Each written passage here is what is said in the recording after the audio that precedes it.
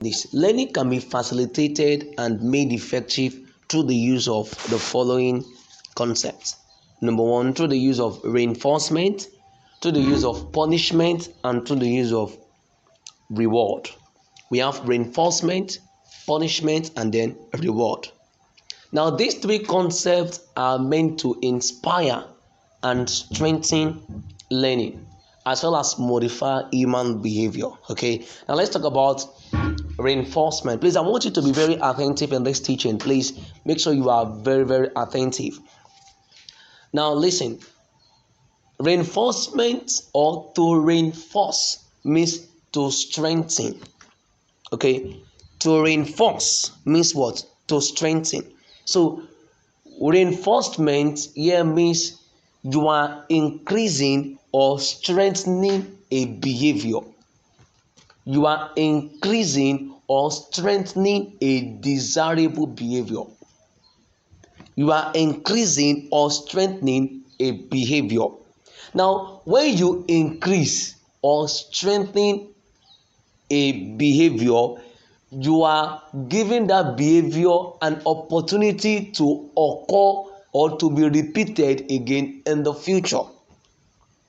So that is what reinforcement is about. You are increasing the likelihood or the probability of a specific behavior. Now write this down. Reinforcement refers to any stimulus which, when added or removed, strengthens or increases the probability of a specific response. Let me tell you what I mean. Now, for every response, there is a stimulus. For every response, there is a what? There is a stimulus. Something must have stimulated a response. Let me give you a great instance. Maybe you feel heat in your room. That heat is a what? Is a stimulus. Whatever stimulates you is a stimulus. Very simple.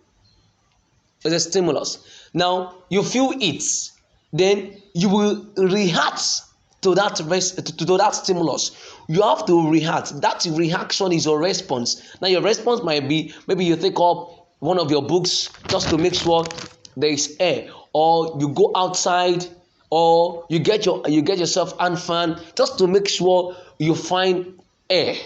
Okay, so you getting air is a response to the stimulus heat. Very simple. So for every stimulus there is a response, and for every response there is a stimulus. And listen to this: a response becomes another stimulus for another response.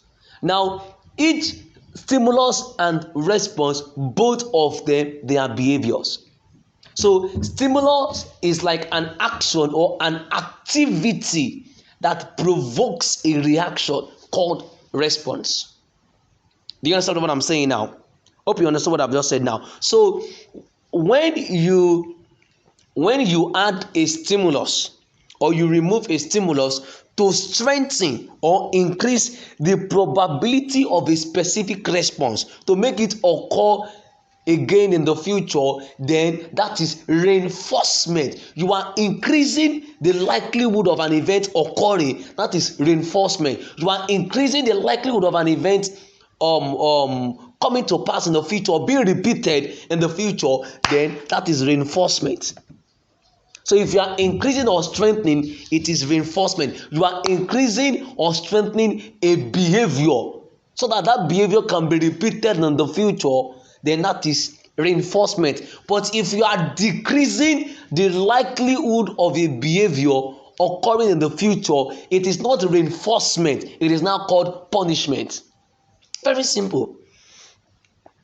So reinforcement will increase the likelihood of a behavior occurring in the future, while punishment will decrease the likelihood of a behavior occurring in the future. So teachers are not meant to, if teachers want to really teach effectively, they are meant to make use of reinforcement and not enforcement. Punishment is an enforcement. Hope you understand what I'm saying now. Do you understand what I'm saying now? Why reinforcement is like an enjoyment, but punishment is like an enforcement. Let's move forward. Now, Reinforcement means you are increasing or strengthening the probability or the likelihood of a behavior.